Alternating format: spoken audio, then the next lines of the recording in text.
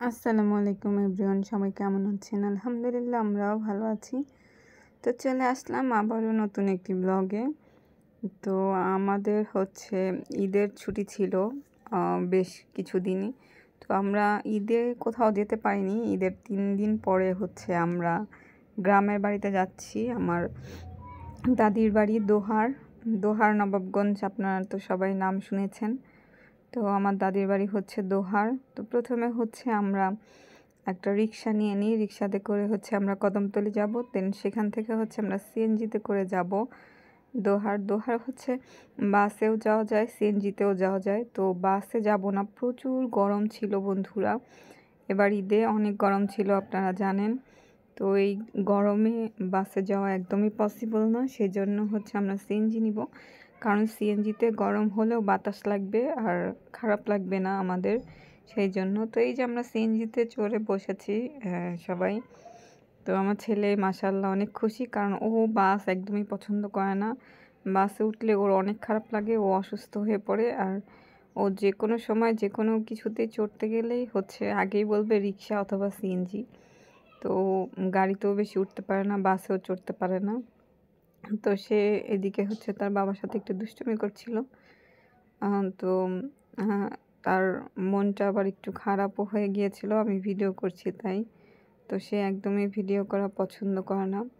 তো বন্ধুরা দেখতেই পাচ্ছেন, আমরা আস্তে আস্তে চলে যাচ্ছি। গ্রামের পরিবেশটা আসলে অসাধারণ সুন্দর। নদী, গাছপালা, সবুজ সবুজ সব কিছু আসলে অনেক ভালো লাগে। আর গ্রামের বাতাস একদম মুক্ত, কোনো মানে আবহাওয়ার সাথে সাথে বাতাসটাও একদম পিওর হয় গ্রামের, যেটা আমরা ঢাকা শহরে পাই না। ঢাকা শহরে কালো ধোঁয়া আর সাথে মিশ্রিত বাতাস, যেগুলো আসলে রোগবালাই সৃষ্টি করে। তো বাধ্য হয়ে আমাদের শহরে থাকতে হয়, কি করব। তবে গ্রামের পরিবেশটা অনেক ভালো লাগে, অসাধারণ লাগে।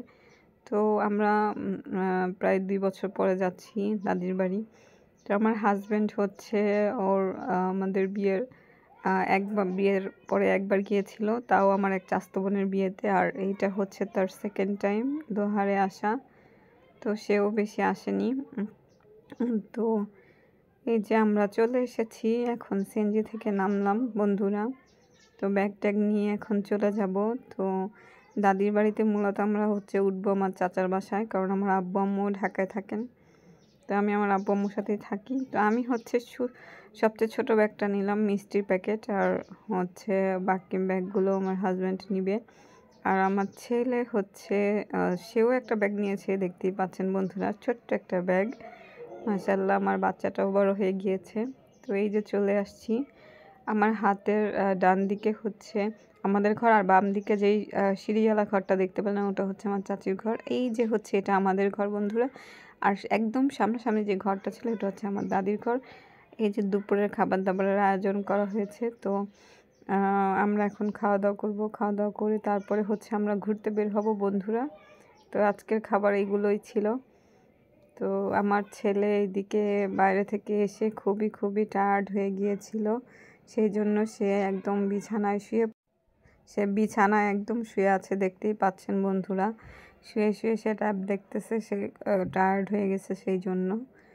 তো আমরা এখন খাওয়া দাওয়া করব। খাওয়া দাওয়া করে তারপরে বাইরে বের হব। তো আমাদের খাওয়া দাওয়া শেষ বন্ধুরা। এখন আমরা নদীর পাড়ে ঘুরতে যাব, তো পদ্মার পাড়ে। তো আমি আপনাদের সাথে পদ্মার পাড়েরও ছোট ছোট ভিডিও শেয়ার করব বন্ধুরা। তো আজকে এই পর্যন্তই, আবার দেখা হবে অন্য কোনো ভিডিও বা অন্য কোনো ব্লগে। আমার আজকের এই ভিডিওটি আপনাদের কাছে কেমন লাগলো বন্ধুরা, অবশ্যই কমেন্ট করে জানাবেন। আর নতুন নতুন ভিডিও পেতে আমার সাথে থাকুন বন্ধুরা। তো সবাই ভালো থাকবেন, সুস্থ থাকবেন। আল্লাহ হাফেজ সবাইকে।